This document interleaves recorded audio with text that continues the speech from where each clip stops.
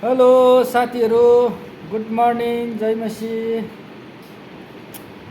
आज फेरि पनि यो सानो भिडियो मार्फत तपाईहरूलाई के भन्न गइरहेको छु भने कतिपय मानिसहरूलाई चाहिँ खाना खाने तरिकाको बारेमा पनि थाहा हुँदैन र त्यही भएर कतिजना मान्छेहरू धेरै मोटोपन र कति कुरो उनीहरूले भन्ने गर्छ, म त यति खाएँ भने पनि जिउ लाग्छ र कतिखेर खानुपर्ने, कस्तो विभिन्न प्रकारको क्वेसनहरू आफ्नो मनमा डाउटहरू भइरहेको हुन्छ। खाना खाने तरिका चाहिँ साथीहरू यस्तो छ, जब पनि बिहानको जो खानुहुन्छ खाजाहरू, बिहान चाहिँ तपाईँहरूले जतिसक्दो भरिसक भयो भने राम्रो दह्रो तरिकाले खानुहोस्। किनभने बिहान दह्रो तरिकाले मजाले खानुभयो भने चाहिँ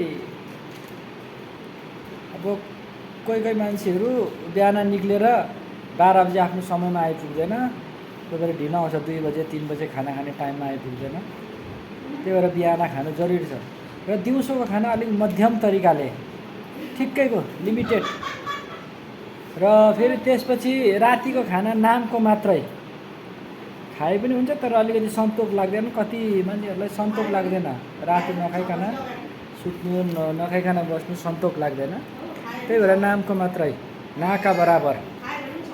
र त्यस्तै छ साथीहरू, र भन्ने गर्छ बिहानको खाना राजा जस्तो, दिउँसोको खाना राजकुमार जस्तो, र बेलुकाको खाना भिखारी जस्तो चाहिँ खानु अरे।